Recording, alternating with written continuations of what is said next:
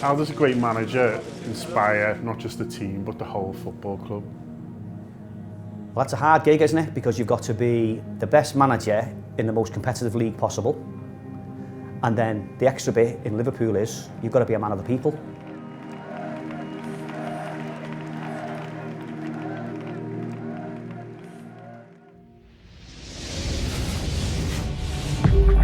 It was a really nice childhood here. Each other known each other and we played together.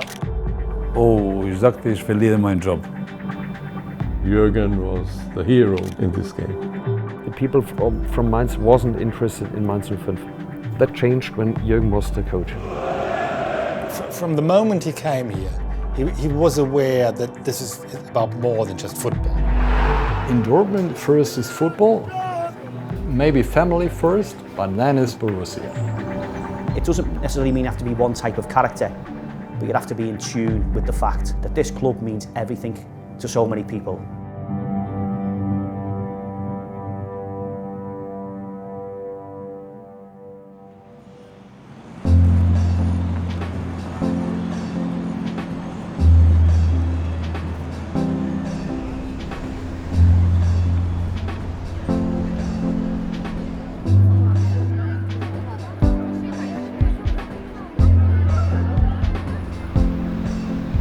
There would be none of us here if it hadn't been for Shanks. Shanks is the one that's set the whole club, the ethos, the people he employed. Everybody that said anything to do with Liverpool Football Club since Shanks has got him to thank for everything that we've done. Shankly was before my time, certainly before I was going and certainly before I remember watching Liverpool the odd time on the telly and stuff like that. But even when I was watching Liverpool growing up, Paisley's team, it was still all about Shanks. He made Liverpool a manager's club. And so, while you look at other great clubs, they'll talk about their great legends. We've had so many legend players, it's unbelievable. But it's the manager who we look to, and that's down to Shanks. Because when my granddad was watching Liverpool, taking me dad, Shankly took over Liverpool when we weren't even the biggest team in this city. We were Liverpool when we were no one, and he turned us into the greatest team in England. I think I sort of grew up on like the cult of the manager, so I remember being younger and watching like LFC TV and things and seeing like the famous videos of Shankly on the steps talking to like a mass of people and just being like, what's going on here? How can, like, almost like a politician doing a speech to like a rally for loads of people. And I think of my first manager that I identified with going to match was Rafa. It was more the media and the rest of the country who sort of were against him. And then that sort of made you fall in love with him a bit more because he was ours. You know, he was no one else's Rafa, he was ours, and we were going to stick up for him, we were going to fight for him because you'd expected the same from him. The end of Rafa was in a couple of ways inevitable. He fought so many battles that even though he nearly won the league in the 2008-2009 season, things just never quite felt right. Liverpool get 86 points, they win a hell of a lot of games, they only lose 2, but it wasn't fun. Players were getting booed off in substitutions. The ground was full of discontent. It was really quite mad, to be honest with you. A mad citywide rumour came the day Liverpool went away to Real Madrid that Rafa Benitez had been sacked. Every night you go to bed wondering what was going to happen next. And from there, then there's Hicks and Gillette. It's all going wrong for them. There's huge opposition to them. They sell up. And around that, there's Roy Hodgson of all things, Roy Hodgson. And then you sort of see the other side of why someone isn't right for Liverpool. Not just the results on the pitch, you know, why someone isn't the right person for Liverpool. We were a club who started every season hoping to get into the top 4, but not really believing it. And I think most people in football, certainly our rivals, thought Liverpool were done. I really do believe that in terms of financially, we couldn't really compete with the other teams. I don't think anyone saw us as a threat at all, really. The word that sums up that sort of 5 or 6 years was project. I hated us being talked about as a project, you know, like we get Hodgson and this is a project now, and I know a lot of it was down to who was running the club and what was going on behind the scenes, but for years it felt like we were 5 games away from a manager being questioned, even at times under Rodgers. It was definitely a state of toxicity, of division within the fan base. It felt a bit hopeless, it felt joyless. I remember people were turning up as a force of habit, rather than because they genuinely wanted to. And then we had this romantic season, most romantic of seasons in 13-14, where we almost did it. We shouldn't have got anywhere near winning the league. You know, you look at the defensive record and stuff like that. It was a great year to support Liverpool, and then it stopped almost immediately, and you were left with no adventure whatsoever. You were looking around wondering what can change, how can this become something that you can throw your life into. But then after all that and all the emotion and all the colour of it, we fell short. Our best player's gone. We knew there was at least 4 teams in the league better than us, and it looked like a hell of a long way back.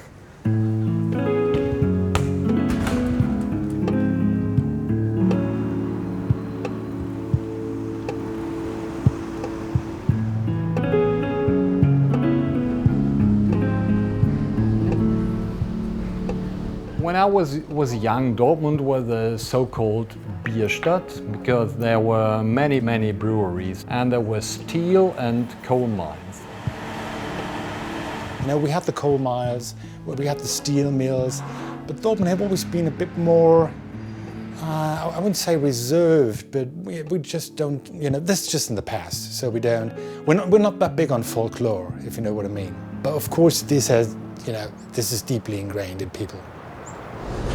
Würde ich in Dortmund als größer sehen, dieses Phänomen, als in anderen Städten, in denen die Infrastruktur anders war, die soziale Schichten anders sind, die Struktur stärker sind. Das ist hier im Ruhrgebiet eine Arbeitergegend und da hat der Fußball auch mit Blick auf das Arbeitsleben immer eine besondere Rolle gehabt. Anders als in Hamburg oder München oder auch Berlin ist in Dortmund Fußball so ein bisschen immer das Vergnügen in einer schwierigen Zeit. In Dortmund first is football. Maybe family first, but then is football, and then is Borussia. So you don't speak about whatever politics or other sports or Formula One. You speak about the match of Borussia on Saturday. It's always the same.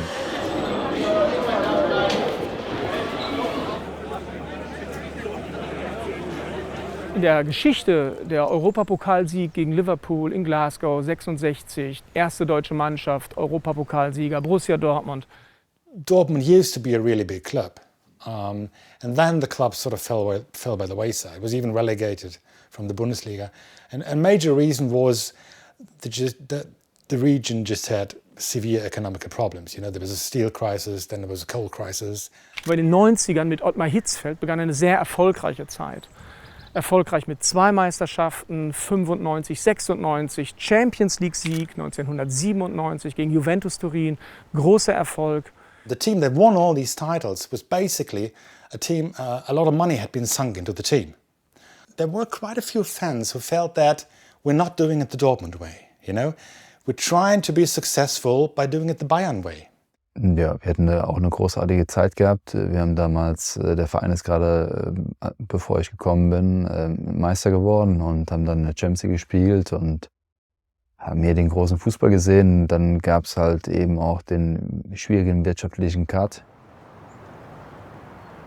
Dann war es wirklich eine Zeit, die geprägt war von finanziellen Sorgen, von Problemen mit dem Wirtschaften. Der Verein ist fast tot gewesen, fast kaputt gewesen, weil er sich völlig übernommen hat. Also es war eine Versammlung von Gläubigern und wenn die gesagt hätten, wir stimmen nicht, also wir kaufen das Stadion nicht oder wir stimmen einem Verlust an Geld nicht zu, dann wäre Borussia Dortmund pleite gegangen und hätte am nächsten Tag nicht mehr existiert, nicht mehr in der Form, sondern hätte in der untersten Klasse wieder anfangen müssen.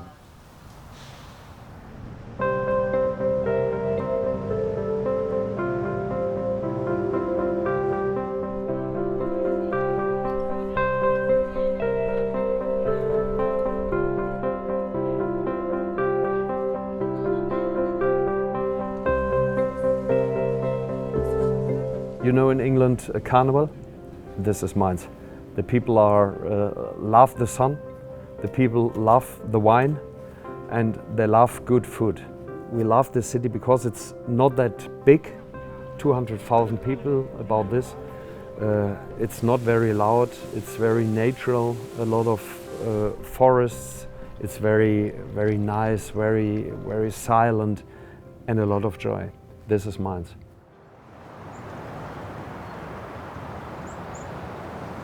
I remember very well when I was a child. I've been very often at the stadium. Mainz played in the 3rd league.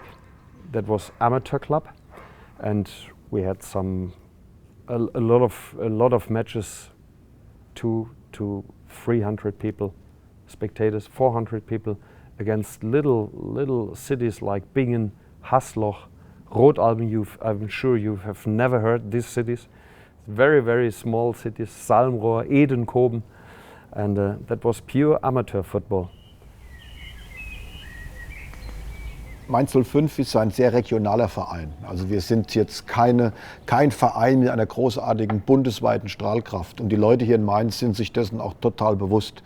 Also das ist hier, jeder Mainzer ist eigentlich auch Mainz 05-Fan. It was the season 95-96 and Mainz were really a bit lost on how to keep the league, not to get relegated. And it was hard to even get a manager interested working for Mainz 05. So then Christian Heide and a couple of other people from the club had a talk with Wolfgang Frank. I think for our father was a really good chance because he hadn't had a big choice in this time. And for Mainz, I don't know, they didn't have anything to lose. So they decided, yeah, okay, take him. Wolfgang Frank was really the one that kind of, well, kissed Mainz 05 awake, you could say, in how he played football. He had a vision for the club, and at a time where Mainz was used to fight to not get relegated, he was talking about reaching the first league. He had big dreams for the club. He knew where he wanted the club to go, what he wanted the club to become. And the way he talked about it, he made people believe. He made his players believe. He made the people in the city believe. We start to be, for the club, a little bit more famous. Because we never had the money, but we had the heart. Ja, jeder Zuschauer, der ins Stadion kam, war in der Anfang, er war auch so heiß und war so froh, hier zu sein. Und das hast du auch gemerkt, diese Stimmung, diese einzigartige, das hat sich übertragen. Die Stimmung war nicht nur hier auf der Tribüne, sie kam von allen Seiten und mit einer richtigen Power. Und das war, ja, hier zu spielen in der Bundesliga war für viele Mannschaften schon schwierig. Es war ja, der Kessel, sage ich immer, das hat gebrannt hier im Stadion. Ja. Klein, aber Attacke.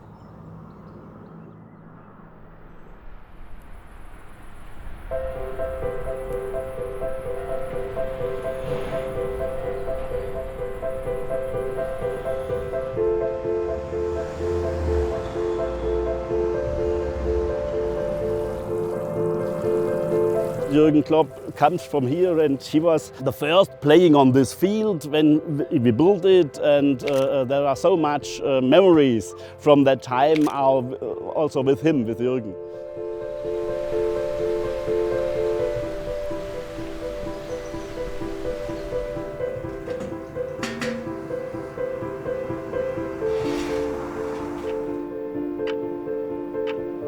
Ich bin Bürgermeister der Gemeinde Glatten seit 20 Jahren. Ich bin zum 3. Mal wiedergewählt, das heißt in der 3. Amtsperiode. Glatten, ein Industriestandort. Wir haben 2 große Firmen am Ort mit über 2000 Arbeitsplätzen. Im Schwäbischen sagt man, dass die Leute sehr schaffig sind, das heißt sehr fleißige Menschen, aber auch ein großer Erfindergeist ist hier in der Region. Ich denke, der Erfindergeist beruht vor allem aus der Vergangenheit, als es sehr schwer war, seinen Lebensunterhalt zu verdienen.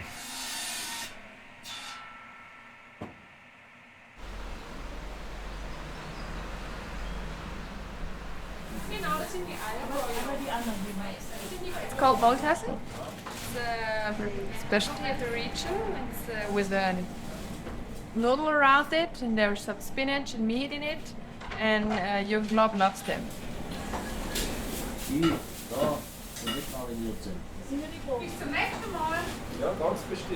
We are in the 5th generation now.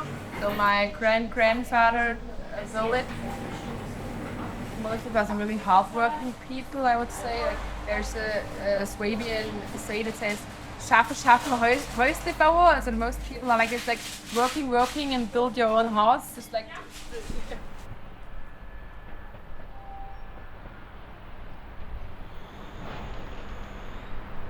Ich denke, die Menschen, die hier leben wollen, haben sich bewusst für ein Leben im ländlichen Raum entschieden und möchten, ich sage mal, frei von Naturverschmutzung, Luftverschmutzung, aber auch Lärm, auch ein sicheres Leben hier führen, in Wohlstand.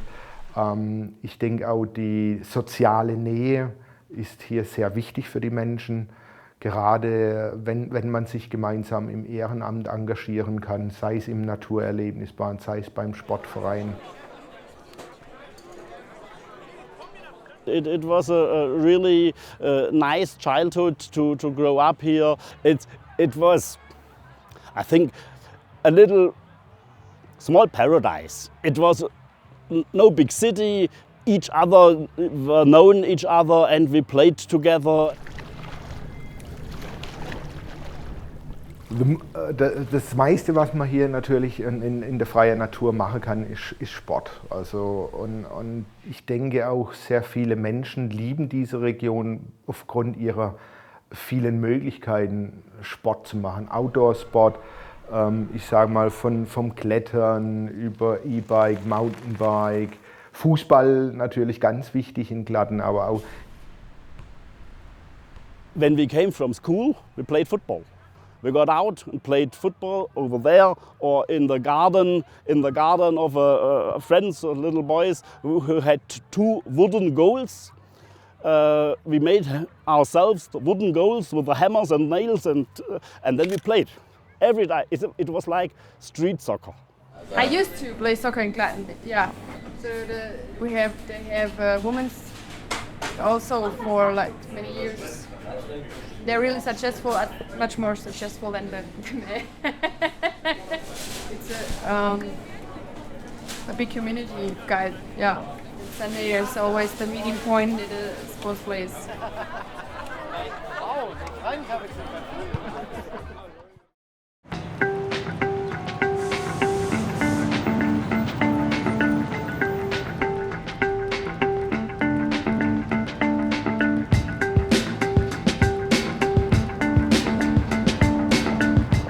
Jürgen Klopp went to Eintracht Frankfurt as a player but didn't make it to the first team.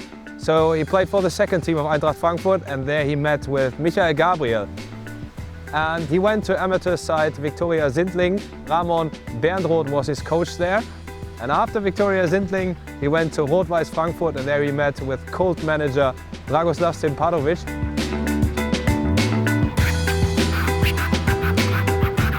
I think he felt very welcome when he came to Eintracht. He was 19 at that time, and a young man who wanted to rock the world, came from the Black Forest and to a big city, and I think we quite immediately got into contact, became somehow friends, and enjoyed it very much playing in that team together. Yeah.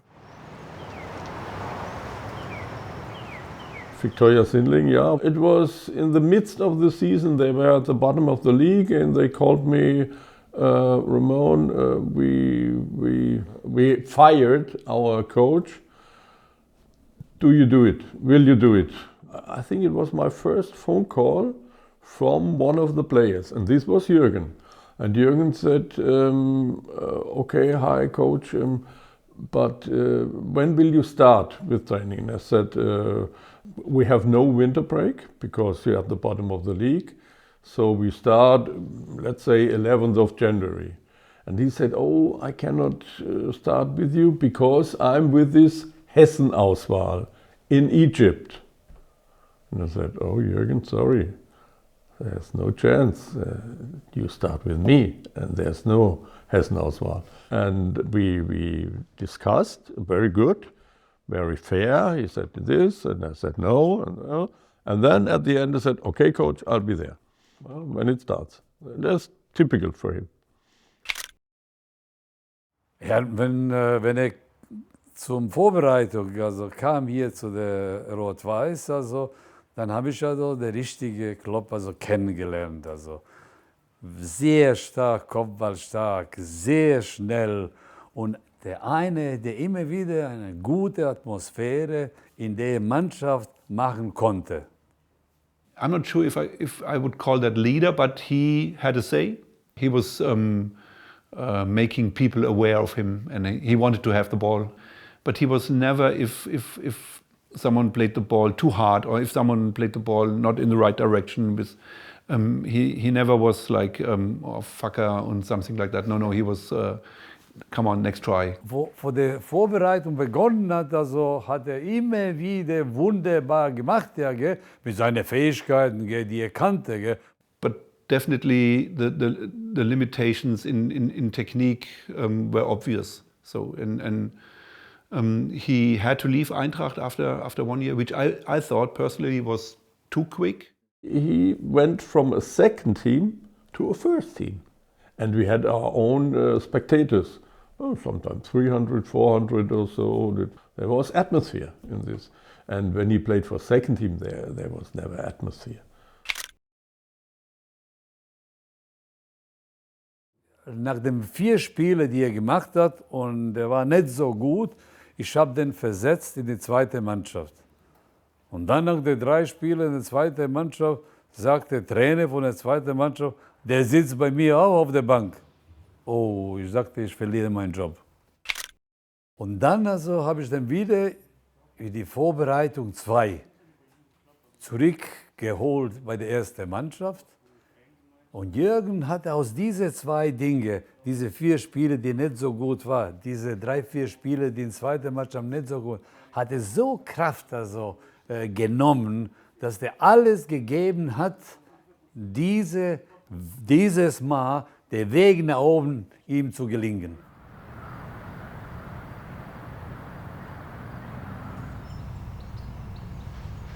And we had a game where we had to win, and then we stay in the league. During the halftime, because he was responsible for these 2 goals of the opponent team, I said, look at him to the team, look at him. He's sitting like this. Schaut ihn euch an. Guckt, wie er da ist. Er ist mein Sündenbock. Lassen wir ihn? Soll das mein Sündenbock bleiben? And they said, no, he's not guilty. We are all. So, and then they went out. Maybe it helped. When I looked at the result, it helped. Yeah. And by the way, Jürgen was the hero, one of the heroes in this game. Und dann also, er hat also in den Vorbereitungen 2 jeden Tag 3 Tore, 5 Tore, 7 Tore, 5 Tore, 6 Tore, so viele Tore, die ich also nie gesehen habe. Und dann, ich habe den wieder in die erste Mannschaft also geholt und hat er gespielt, also hat er 14 Tore geschossen und hat mich also zur Meisterschaft geschossen und zum Pokalsieg, Hessens Pokalsieg geschossen. Interesting thing, every time we had several occasions when we played against then, after he had to leave, at Sindlingen and at Rot-Weiß Frankfurt, and every time he scored at least 2 goals against us. This was really incredible. Like, yeah. Also das gibt's ja. Ja, ich bin also nach dem Sieg 1-0, 1. Mai war Feiertag und 1. Mai war Spiel, den wir so 1-0 gewonnen haben. Und ich kam in die Kabine und auf einmal sehe ich ja, der Jürgen raucht. Und ich habe ihm gesagt, ja, wenn ich das gewusst hätte, dass du rauchst, ich hätte dich also viel früher in die Mannschaft gebracht. Weil damals, also ich habe also 2, 3 Schachteln am Tag geraucht, selbst. Deshalb habe ich ihm gesagt, das war eine Anekdote. In those days, this club had a magazine, and they made every week or every month, I don't know, a big interview with one of the players or one of the coaches. And then they had a big interview with Jürgen Klopp. And they asked him this and this and that. And at the end he said, who was your best coach? Amon Bernroth. And of course he did it because to do it against Steppi, because Steppi did, yeah, and Steppi told me once, hey, I went to Jürgen and said, hey, what are you doing here?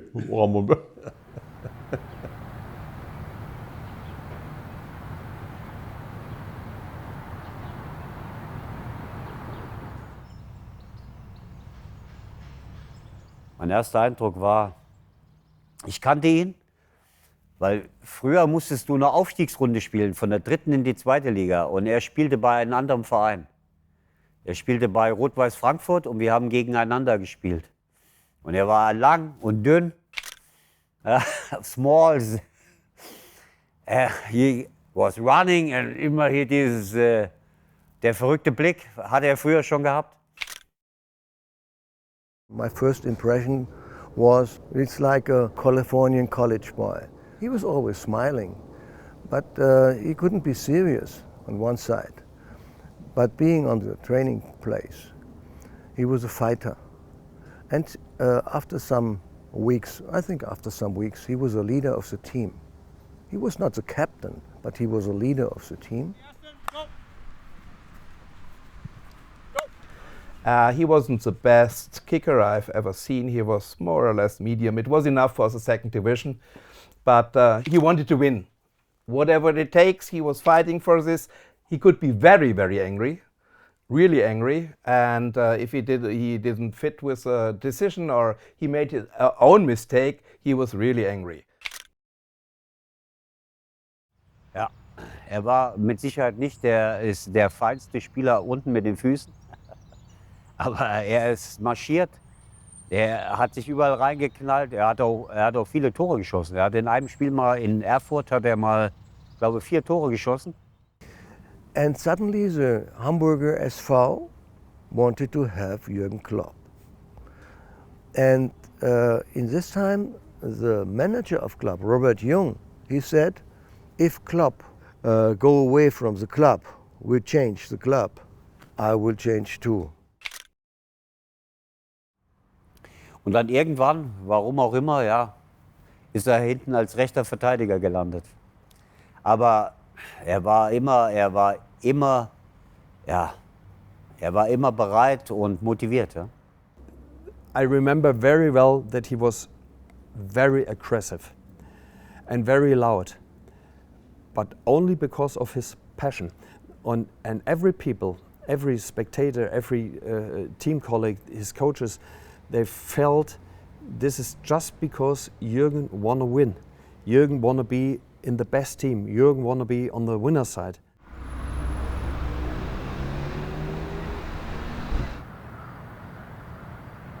Es war ja bei uns an Fastnacht, an Karneval und wir haben samstags verloren in Fürth und für mich war klar, wir müssen noch einmal etwas ändern. Kloppo hatte sich im Spiel zuvor verletzt. It was the most important day in Mainz. It was Rosenmontag, the highest day on Carnival. And whole Mainz was drunken. 200,000 drunken people. All the people on Carnival are balla balla. In the morning time when in the newspaper you could read Jürgen Klopp is the new coach. What the fuck is that? No one believed that because it was Carnival, drunken. Maybe the journalist in the newspaper was drunk as well. Und ich habe, keine Ahnung, Stunden mit ihm verbracht, über Taktik zu reden. Und ich habe sehr, sehr schnell gemerkt, dass er dieses Fußballspiel... Dann habe ich Kloppo angerufen und habe ihn gefragt, ob er sich vorstellen kann, morgen Trainer zu sein. Er war aber eigentlich ja Spieler noch. Ja, und die Antwort hat nicht lange gedauert. Dann sagte er, ja, yes, ich mache das. Und dann war der Trainer Jürgen Klopp geboren. I interviewed Mr. Watzke, the CEO, for a 442 story, and he said that one of the reasons they signed Jürgen was that whenever they played Mainz, they had the feeling that Mainz had an extra man on the pitch. And he wondered, how do they do this, you know? If he could do that for us, that would be fantastic. The great mass of Dortmund supporters who are not totally fanatical fans, if you know what I mean, just people who like the club. I think they liked him very much because he was very good on television. The World Cup in 2006 was naturally a very big thing in Germany because it was in Germany. And he was a pundit. Es war sehr wichtig, weil er als erster es geschafft hat, den Fußball einfach zu erklären. Also schwierige Sachverhalte einfach auch jedem vor dem Fernseher erklären zu können. And I think some said, okay, well, there is second division with Mainz, and he missed the promotion. But okay, he's a very nice guy. I know him. He's always funny. We have no money, but maybe he'll do. Amongst the hardcore supporters, there were really quite a few who were critical of Klopp coming in. There were a lot of people who said that he's just too smart on television. He talks a good game. He's one of those coaches who look good on the sidelines, but he's for Christ's sakes, he's a Mainz coach. And then he came here, and in his first press conference, he said, "Let's play full throttle football." And we say, "What? Full throttle football?"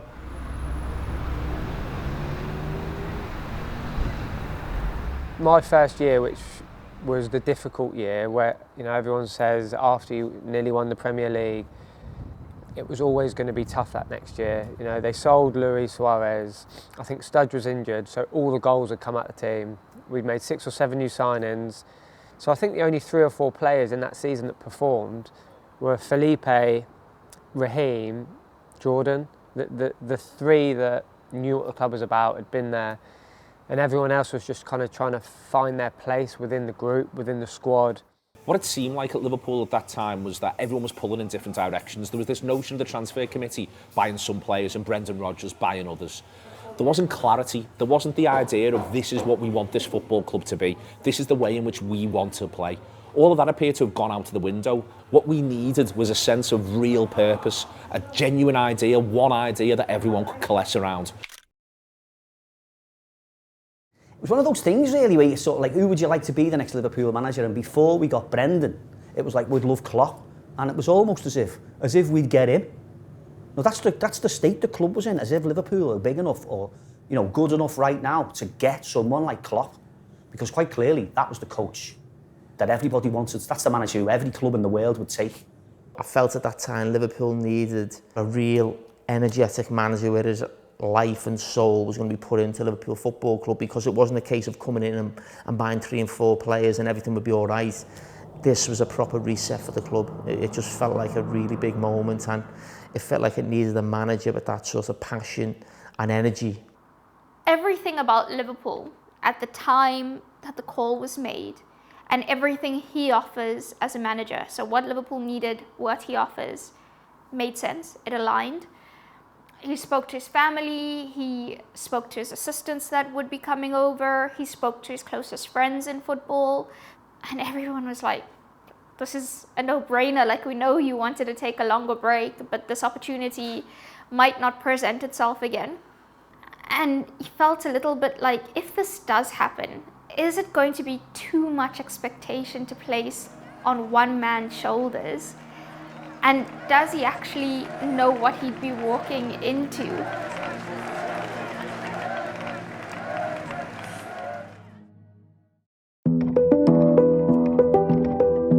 I was here for a lot of years, and the strongest part for us was the camaraderie in the dressing room. You get that right, and the other things fall into place.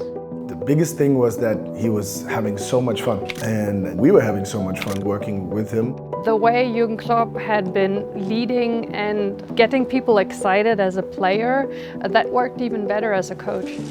Er hat uns einfach vom ersten Moment an direkt abgegriffen und uns ganz klar seine Vision des Fußballs erklärt, und es gab auch nur einen Weg, und das war sein Weg. You could just see immediately he knew the formula for success. So when he said what to do, you did it.